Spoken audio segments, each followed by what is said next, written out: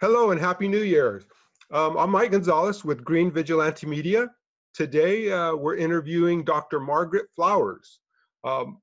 Margaret Flowers is the co-chair of the Green Party of the United States.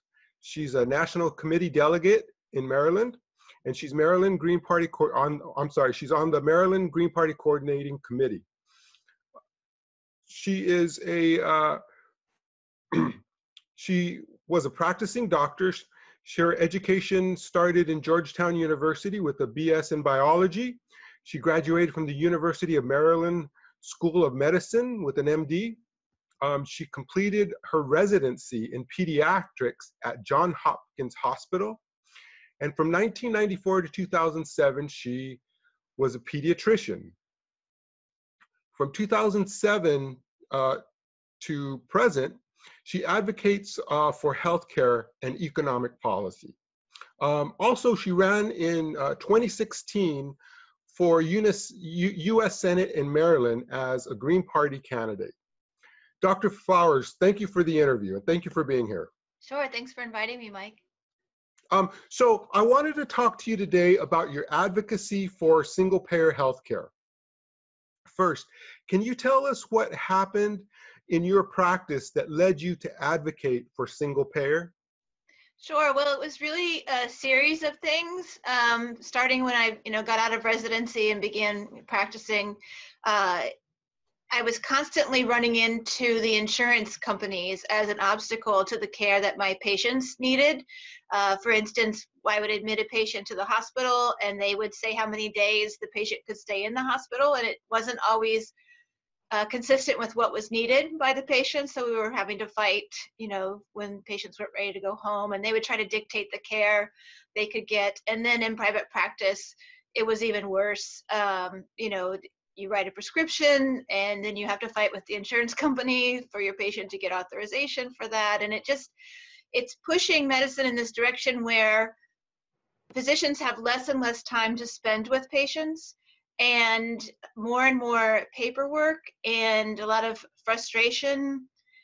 And it just really wasn't, I didn't go into medicine to do that. I wanted to focus on my patients. And so I think one of the last straws was when my office manager said that we needed to limit the time that we spent with patients. And if they came in with more than one complaint, we could only address one complaint, and they'd have to make an appointment to come back for the second one. And I just said, that's not acceptable. And I had already been starting to advocate, trying to figure out what was going on with our healthcare system.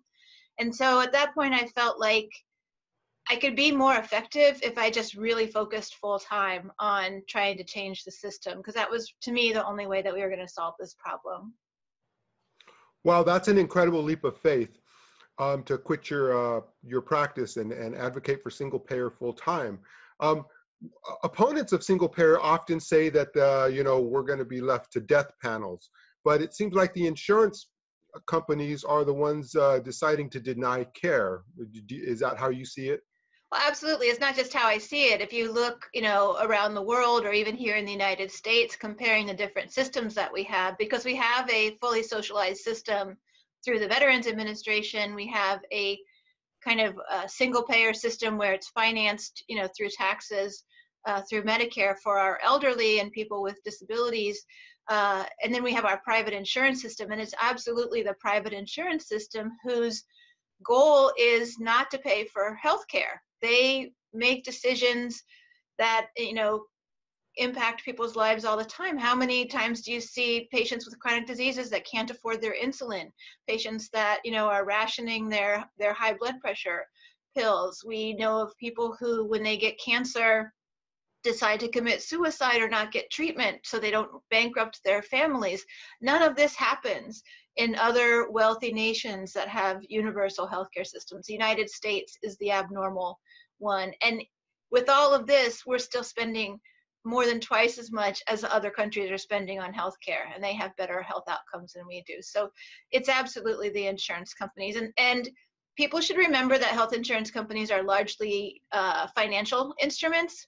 And so their bottom line is to produce profits for their investors. And they have to do that by restricting care, denying care and pushing as much of the cost onto individual patients as they can. Right. And I like that you brought up the VA, because I often say that if socialized medicine doesn't work, why don't veterans go to the public market and beat the cost that they're and the service that they're getting from the VA? And then Yeah. it's because they can't. And they can't get the service, and it would be unaffordable if they did.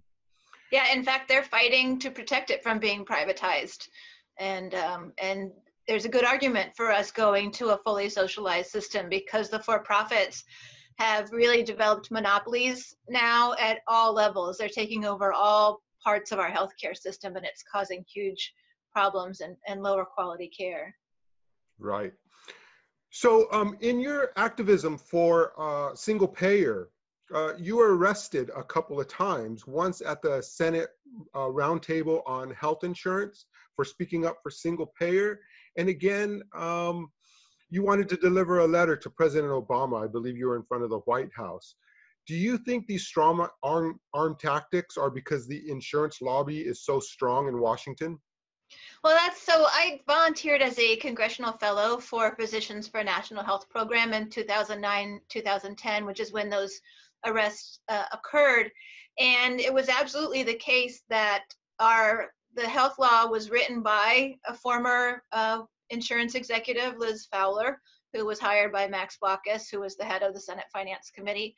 And so she basically wrote the framework for the Affordable Care Act, and then she really oversaw it all the way to the end, to make sure that it was consistent with what the insurance companies wanted. And when they started to hold hearings, they were shutting out people that actually knew about health policy, from a health policy perspective, not from a profit for the industry's perspective. And so we had been meeting for months with the leadership in Congress and asking them to include single payer in the discussion.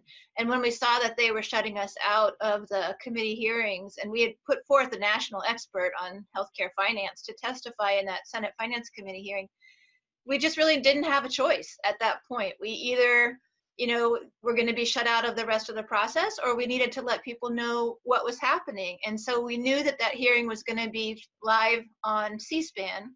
And so people would see what we were doing. And there were 8 of us who went to that hearing and stood up one by one and basically called them out for being how much money the industry had given to the people that were sitting on the committee, as well as the fact that this is what the majority of people in the United States wanted, and they were shutting that out. And that was actually very powerful, because when the next series of hearings in the other Senate committee, Health, Education, Labor, and Pensions, went on, they actually invited me to testify there. I was the first person to testify before that committee. Now, they didn't listen, but at least, it was a gesture. And in the House, when they started holding hearings there, they said, we don't want the same thing to happen here. So they did have some subcommittee hearings on, we had a number of them on single payer there, as well as doing congressional briefings for the staffers to educate them.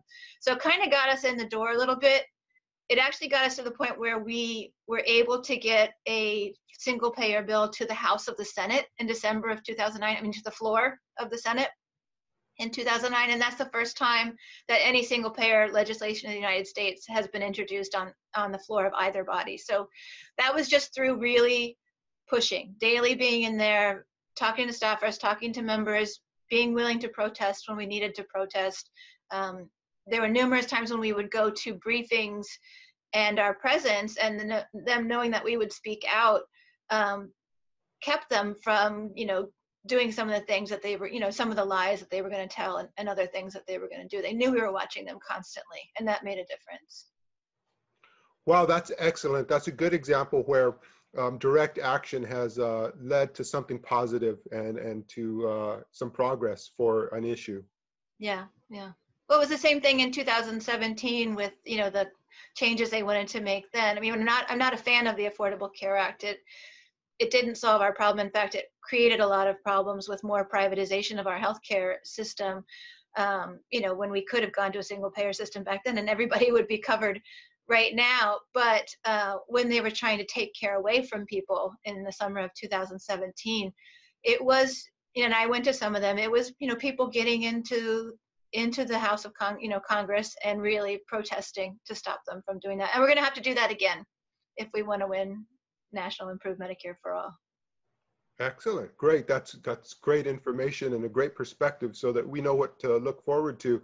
Since you brought up the Affordable Care Act, can you talk a little bit about the differences between HR 676, the Affordable Care Act, and even Bernie Sanders' Senate bill for healthcare? So yeah, so the Affordable Care Act that I talked about is the one that was passed under the Obama administration in 2009, which is really based on forcing people to purchase private health insurance and then using public dollars to subsidize the private insurers. The HR 676 is the Expanded and Improved Medicare for All Act. And that's been introduced in Congress every year, every session since 2003. It was based on what's called the Physician Working Group proposal that was written by a group of doctors and physicians for a national health program.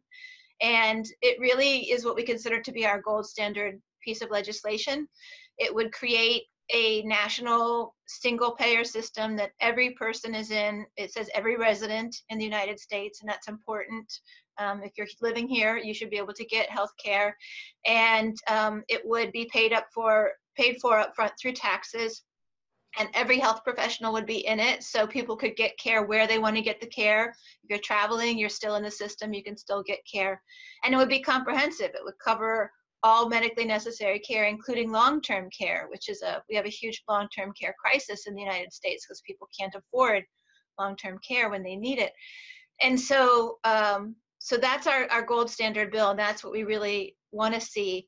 Senator Sanders is interesting. He's kind of been an ally of the single payer movement. I worked with his staff, starting in 2009, and he introduced a bill that he called the Health Security Act that was really more of creating single payer systems in each of the states, which is not an approach that we support, because then you have some states that have a good system and some that don't. We want a federal system so that everybody in the country has high quality care. But then when it came after he ran for president, and he was such a strong supporter during his presidency, National Improved Medicare for All, and actually improved what he was talking about during his campaign, then he said he wasn't going to introduce a bill. And we said, well, you can't just run on, for president and then not introduce a bill. And so we were pushing him to do a Senate version of the House bill. And he refused to do that, and ultimately made a decision in the end that he would rather get more co-sponsors on his bill than have what we would consider to be a strong bill.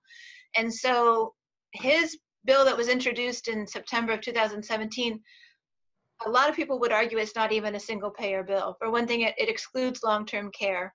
So all the people who need that long-term care are kind of out of luck. It's left in Medicaid, where people have to be in poverty to qualify. It allows the for-profit investor-owned institutions to continue to operate, and there's no reason they should be in our system. They just take money and they, have inferior results. They don't have the interests of patients at heart. It had a really long and complicated implementation phase, which makes no sense. Again, it's just basically, when I analyzed it, it was designed to basically fail by the end of, by the time you get to the end of the 4-year phase, and I think people would be so frustrated with how complicated the system is, they'd just be like, this isn't going to work. And there were some other things, some cost sharing and not effective cost controls, and keeping some practices that are really problematic in our system that are driving inequity in our system. And so it's been very unsatisfactory, and we've been pushing on Senator Sanders. Right now, we're actually pushing to protect HR 676 because Congressman Conyers, who was our co-sponsor, lead sponsor in the past, is no longer in Congress. And Pramila Jayapal from Washington State has taken it up, but she's rewriting the bill. And we're working really hard to push her to make sure that it's a strong bill. And we should be seeing a copy of it next week. And I met with her staffer this past week. And so our hope is once we get that, that copy, we can really analyze it and then push her to make sure that it's as strong as it could be. Excellent. I was going to ask you about that, about Jayapal rewriting the bill, and if it was going to be released for you guys or for us to review before it's introduced into Congress. Yeah, I mean, initially she was not, and she was letting a few people see it, but on condition that they don't share it. And we decided back in December that that was really not acceptable. We've been working on this bill for all of these years, and we don't. When someone's trying to write it in secrecy, that doesn't send a good sign to us. And so hundreds of people were making phone calls into her office. There were a lot of letters that she was sent by various groups and sign-on letters. And so they did say last week when we met that they would release the text next week. Excellent. Yeah. And is it going to be the same number? Is it going to be HR 676, or is it going to come under a new number? Well, so to get the HR 676 number, the member of Congress has to wait until that number comes up and then make sure they submit the bill on that day. And her staff said that they're really more interested in taking time to make sure that the bill is a high quality bill than necessarily, rushing it to get it done in time to get that number. So it's possible that it won't be HR 676, which is kind of a drag because we've been organizing around that bill number for so many years. But we're coming into a period now where they're starting to have some hearings. They're not going to be committees of jurisdiction, so they're not going to move the bill. But I think we're coming into a more serious phase now. And the most important thing is that we have strong legislation and that we push it through Congress and get it, passed by the members of Congress. And so would that mean that HR 676 will die? Well, that's a good question. There are conversations going on with other members of Congress about whether they would be willing to just introduce HR 676 the way it is, the way it's been for all these years, just to continue to have that placeholder. And we're not sure yet if that's going to happen. Because I think I like the idea of having HR 676 as it is. As you said, it's the benchmark. And if Jayapal's bill has some problems with it, we can compare and contrast those. Yeah, that's really the argument for asking someone to introduce it. So we'll see if we're successful at that. Okay. And can you tell us, in your activism, you created the organization Health Over Profit for Everyone, HOPE. And can you tell us about HOPE and what its mission is? Sure.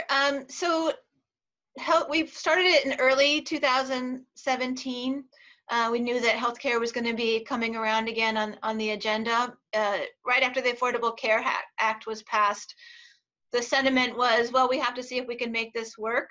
And it was a very difficult time to organize for single-payer healthcare. But, 7 or so years into it, people were seeing that it actually wasn't working and wasn't solving the problems. And so people were ready again. It was interesting because when the Republicans got in power after Trump was elected and were trying to repeal the Affordable Care Act, the Democrats were all telling their base, we have to fix the ACA. And their base was largely saying, no, we need Medicare for all. So that was a really exciting time. We created HOPE to provide more of an activist organization that was independent of the major political parties and wouldn't be a group that would compromise, as many groups that are tied to, like the Democrats, sometimes get confused over who they're representing, their base or the people in power. And so we need an organization that would just be independent of that would push for what we need, and that would be willing to engage in more pressure, direct action if necessary, and one that would just really be a group that can provide tools to people so they can engage in this. It's modeled somewhat on the campaign that we did to stop the Trans-Pacific Partnership. So we hold regular educational calls and organizing calls that are national calls that people can join. They're all recorded so people can go back and listen to them. We provide resources to people on the website and keep updating it with news. We've got right now people that are called social media mobilizers that are working to spread our message through media. We have people that are single payer educators that are educating their Congress member staffers about this issue, and just really thinking strategically about how we win this. So we've done our first single payer action camp last year, and we had a strategy retreat in December and laid out kind of a strategy plan, and people can see that on the website. And yeah, so this is it's time to get really serious about this, and we felt like there was something that was missing, and hope was created to try to fill that void. So since we're talking about it, I'm going to go ahead and mention the website. It's healthoverprofit.org, and I've taken a look at it. It has a lot of great tools, a lot of great information. There's a news section, there's a tools section. You can donate. It's really a good website. It looks like it's very effective for activists that want to advocate for single payer. Thanks. And we're going to be adding some more tools to it pretty soon as well, things that people can use. Great. Thank you.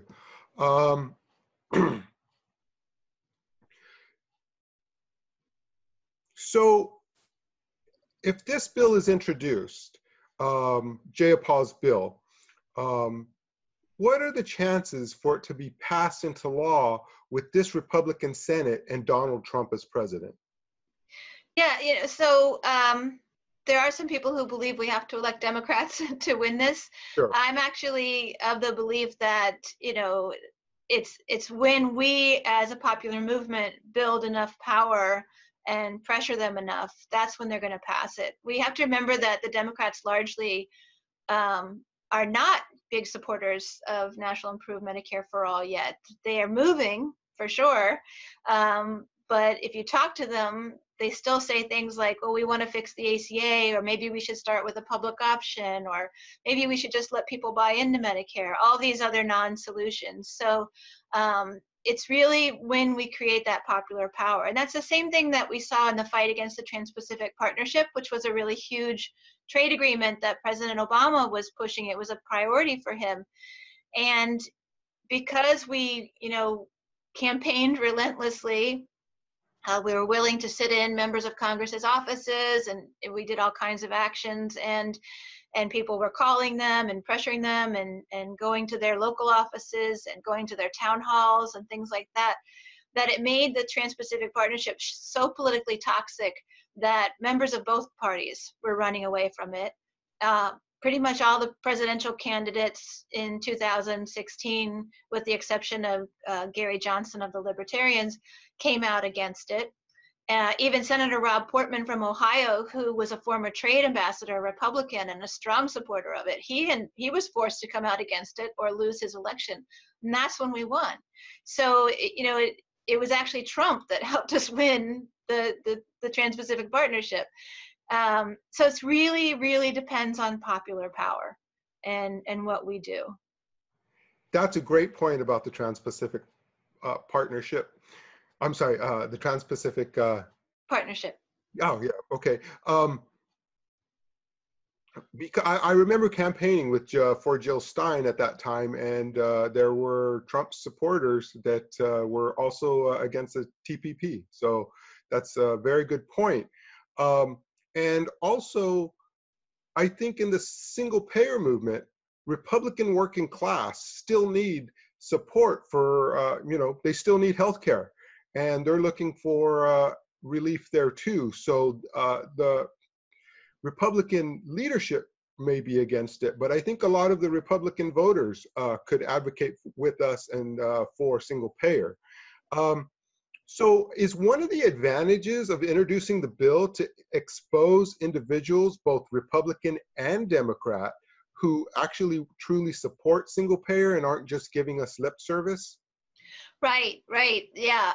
Our first goal with this bill will be to get members of Congress to sign on as co-sponsors of it. But then they also have to do more than just be co-sponsors. We're going to be pressuring them to actually be talking about it, writing about it, have information about it on their websites, and showing that they actually do support this. It's really easy for members of Congress to put their names on bills. And even if they think that it's something they have to do for the voters, and most voters say, don't really understand the process. So if a member says they sign on, the voters will think, oh, great, they support it, but they don't realize that they're actually doing nothing, to make it happen.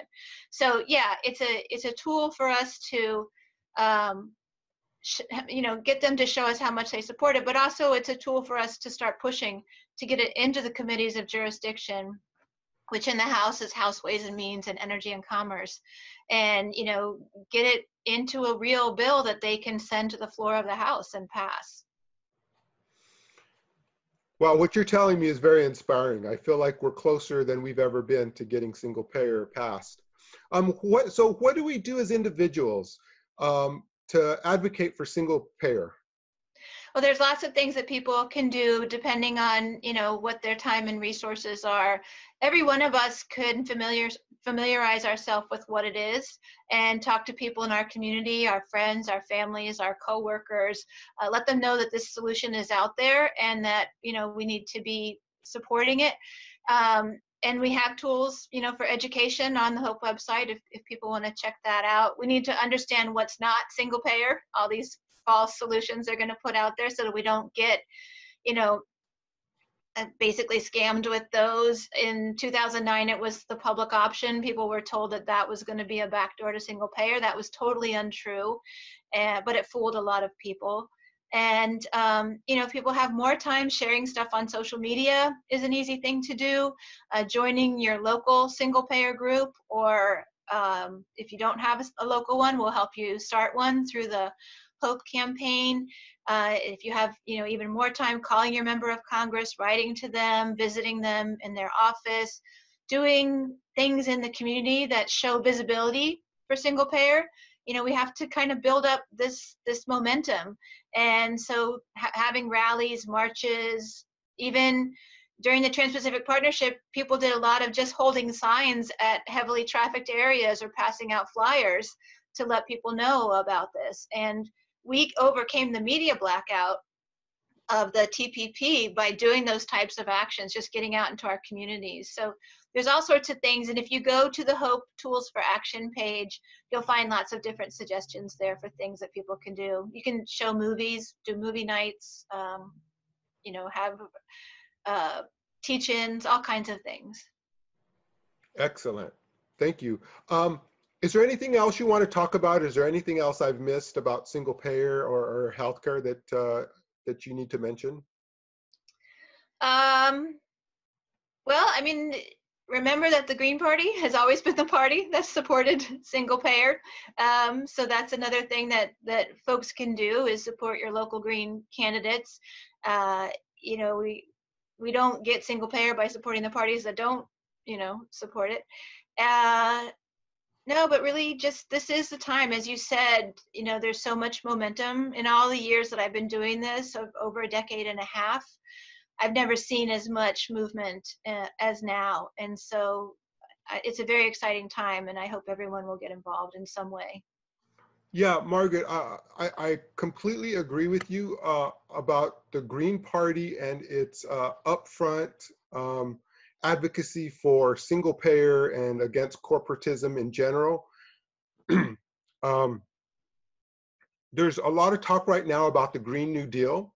I think that single payer is a large part of the Green New Deal, but there's different groups that have, I think, different versions of that Green New Deal. Do you see that on your side, that the Green Party has advocated for over a decade for the Green New Deal? Do you see a difference between other groups' versions of the Green New Deal, that it's now getting publicity and media attention?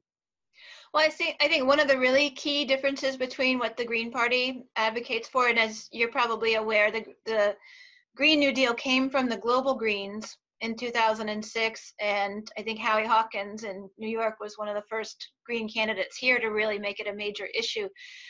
One big piece of that is militarism. Democrats are very